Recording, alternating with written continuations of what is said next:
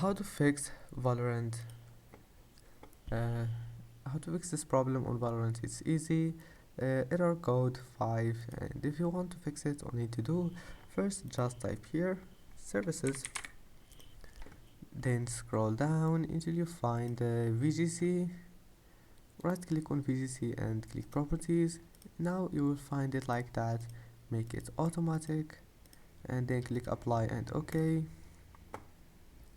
After that, type here comment, right click on it, select first one, and now type here niche winsock reset and then click enter.